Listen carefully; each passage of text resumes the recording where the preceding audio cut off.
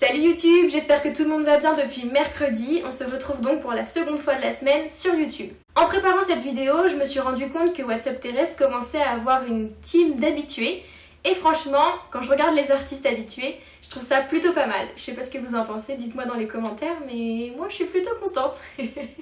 Ce samedi, je reçois donc un artiste habitué, et c'est même lui qui avait ouvert la deuxième saison des coups de fil sur Instagram. Je veux bien évidemment parler de Blossom, qui a décidé de me recevoir dans un café de Pigalle pour évoquer ce qui le lie à ce quartier. Ensemble, nous parlons inspiration, streaming, travail en solo et surtout projets musicaux. Et je vous propose de découvrir ça dès maintenant. Chaque fois que l'été reviendra, ce sera comme la première fois. Time's gone too fast. Do you remember who I am? Last time I saw you with that guy.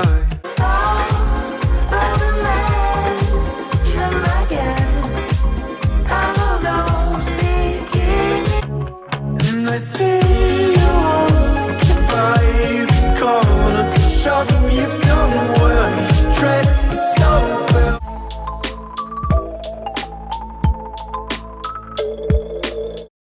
Hello tout le monde, j'espère que vous allez bien. On se retrouve aujourd'hui dans un café à Paris qui s'appelle La Marmite et on est avec Blossom. Salut. Salut. Merci de me recevoir. Merci de nous amener ici. Explique-nous un peu pourquoi tu nous as amenés ici. Alors, il y a plusieurs raisons. Alors, on est dans le 9e à Pigalle, et près de plein de salles de concert. Enfin, c'est un quartier de toute façon, de manière générale, que j'adore. Un quartier vachement connu pour la musique. Et puis, on est juste à côté de la rue des Martyrs, juste là. Dans cette rue, au 84, c'est l'endroit où il y a le studio, le producteur Philida, qui nous a quitté l'an dernier, que je ne connaissais pas du tout personnellement, mais de qui j'étais vraiment très très fan. C'est quelqu'un qui m'a vachement influencé. J'ai des petites anecdotes. À 17 ans, j'avais, avec mon groupe de musique de l'époque, on était allé toquer au studio, on nous avait très gentiment ouvert et on avait pu visiter le studio. Enfin, c'était assez fou. Et du coup, dès que je repasse devant, c'est une émotion assez forte puisque j'étais hyper touché. C'est assez bizarre parce que je ne le connaissais pas personnellement, mais j'étais grave touché par sa disparition. C'est assez symbolique pour moi de se retrouver ici. Cette interview, elle parle d'ancrage, de lieux dans lesquels on se sent attaché. Est-ce que tu dirais que toi, par rapport au 9e dans ton collectif, tu te sens attaché? C'est plus symbolique. C'est un endroit où j'aime beaucoup être, mais si tu veux, j'ai pas d'attache familiale, Oui. très. Ouais. Voilà. Puis, de toute façon, je suis un énorme amoureux de Paris de manière générale, donc j'aime un peu tous les quartiers de Paris, mais c'est vrai que celui-là, dans mon mindset actuel, je kiffe. Tu dis que tu es un amoureux de Paris. Est-ce que toi, tes ancrages, c'est ici uniquement à Paris? En fait, je reviens de Brighton, j'ai vécu 3 ans à Brighton, en Angleterre. C'est là-bas que j'ai créé d'ailleurs mon projet de ça. Donc il y a beaucoup de souvenirs qui viennent de là-bas aussi. En fait, c'est marrant parce que j'écoutais énormément de musique anglo-saxonne quand j'étais à Paris. Et en partant à Brighton, c'est un peu là-bas que j'ai rencontré des gens qui m'ont fait découvrir à fond plus le côté French touch électro-française, qu'il y a eu un truc de miroir un peu. Et en rentrant ici, j'ai un peu continué à surfer sur ces trucs-là. Et je suis trop Paris, je suis trop influencé par plein d'artistes parisiens, même d'artistes français de manière générale. Donc oui, je suis hyper attaché à Paris. Tu disais justement que tu avais créé ton projet à Brighton. Comment tu l'as fait évoluer entre le moment où tu l'as créé? Explique-nous un peu justement le parcours de ce projet-là. À la base, j'avais des groupes de musique. Je me suis dit, j'aimerais bien essayer de faire quelque chose qui me permette d'avancer seul et d'être assez autonome. Et j'avais envie vraiment de mettre à faire des trucs déjà un peu plus électro, donc qui ont plus de sens déjà à faire tout seul. J'ai eu trop envie de faire ça et il y a des gens qui m'ont aidé à pouvoir le faire assez rapidement. Direct, j'ai eu une dynamique trop cool dans le sens où j'arrivais à faire des morceaux super rapidement et je sortais vraiment un morceau par mois quasiment. J'avais l'impression d'avancer 10 fois plus vite. Aujourd'hui, c'est un petit peu différent. Je suis associé après avec des labels, etc. Mais c'est toujours le même fonctionnement, c'est-à-dire que je me retrouve vraiment seul dans mon studio. Et voilà, j'essaie de créer du mieux que je peux. C'est un truc un peu de mec un peu entêté, tu vois, de vraiment vouloir faire que ces trucs. Ça t'a pas fait bizarre justement de passer d'un format groupe à te retrouver justement tout seul dans ton studio? Évidemment, même sur scène et en live, ça manque énormément. Et franchement, en studio, quand je compose, moi je kiffe vraiment tout seul. Ouais, d'accord. Enfin, ça m'empêche pas de travailler avec d'autres artistes et tout, mais ça me dérange pas vraiment de me retrouver, de m'enfermer vraiment seul, de ruminer un peu mes idées, essayer de trouver des idées un peu dans cet enfermement. C'est un vrai enfermement entre 4 murs. Non, mais vraiment, c'est vraiment ça qui m'a plu au début, c'est de pouvoir vraiment avancer rapidement et pouvoir passer un peu des steps qui sont vachement plus durs à passer quand on est. Tout à l'heure, tu me parlais de cette EP. Est-ce que tu peux nous parler de ça? Pour l'instant, j'ai sorti 3 EP. L'année dernière, en date, c'était un EP qui s'appelle Colors, qui est sorti le 20 mars 2020. Donc, La bonne date. la bonne date, Allez. exactement. 5 jours après le confinement. C'est de l'électro, indie pop. C'est vraiment un mix de, je dirais, de French touch, aussi vachement de la pop britannique. À la fois le pied à Paris et à la fois le pied à Bruxelles. C'est exactement ça. Alors là, il y a une actu encore plus. Une actu chaude, encore plus chaude. C'est ce clip avec Emma West et Arrogance Bikini.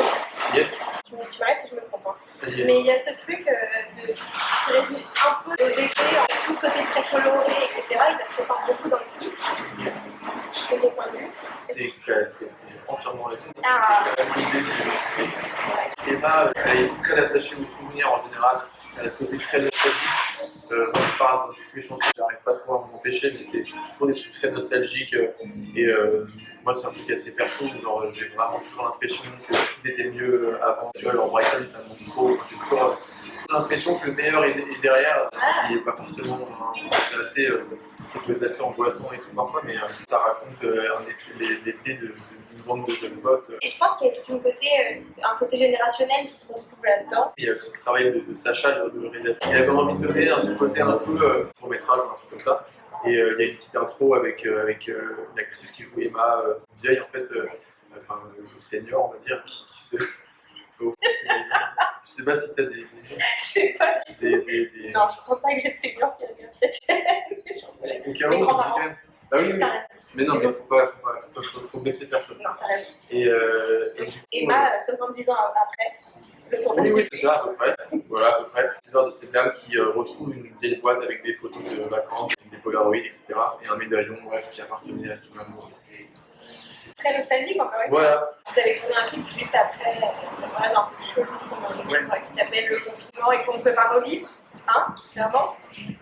Comment ça s'est passé faire de la musique pendant ce temps-là? Alors toi tu disais que tu aimes bien travailler tout seul, dans ton studio, etc. Mais est-ce que ça s'est ressenti un peu sur ta manière de faire de la musique? Quand on a su qu'on allait confiné, il y a eu une pression énorme en fait. Tout le monde s'est dit putain, il faut absolument en profiter pour charbonner et tout machin. Au début, ça a mis un peu de temps à venir pour moi en tout cas. C'est dur en fait en plus de se forcer vraiment parce qu'il y a un truc de où t'es en mode putain, mais il faut que je me bouge aussi, tu vois, comme tout le monde. Et parfois, tu t'as beau te bouger, et rien ne sort et puis finalement, c'est inefficace. Ouais. Et au final, ça a mis un peu de temps, mais après, ça a été plutôt cool. Et du coup, moi, j'ai pas mal bossé, j'ai pas mal réussi à composer. Est-ce que ça annonce un nouveau quelque chose? C'est quoi la suite? Les EP me saoulent. Arrêtez de sortir des EP. Non, mais en fait j'ai l'impression qu'aujourd'hui, déjà, la musique se consomme hyper différemment d'il y a quelques ans. Et j'ai l'impression que c'est trop triste, hein, mais les gens n'écoutent plus tellement d'albums. En tout cas, ils n'écoutent plus des albums d'artistes émergents. Les gens écoutent des singles, ils sont vachement mis en avant. Et les autres morceaux de l'EP, quand on n'a pas une audience énorme, comme moi, c'est pas qui suis un artiste en développement. Au final, le track se retrouve un peu à mourir dans l'EP. Ce que je veux faire, je pense, à partir de la rentrée, c'est sortir des morceaux en single et à une fréquence beaucoup plus régulière. J'ai l'impression que ça va me permettre d'avoir plus d'actu en fait. J'ai envie surtout de créer plus de contenu, de faire des clips pour chaque morceau. Qu'est-ce qu'on peut te souhaiter justement pour la suite? Et ce sera ma dernière question, c'est se terminer. Qu'est-ce qu'on peut nous souhaiter pour la suite? Continuer déjà, je pense, à être inspiré aussi de progresser, je pense, dans plein de domaines. Faire des concerts, tu vois, c'est déjà bien. Ah ouais, c'est super bien. C'est C'est très très bien. Merci beaucoup de nous avoir emmenés dans cet endroit. Merci à toi. De nous en avoir parlé. un plaisir. À bientôt. Ciao. Salut. What's up, Thérèse?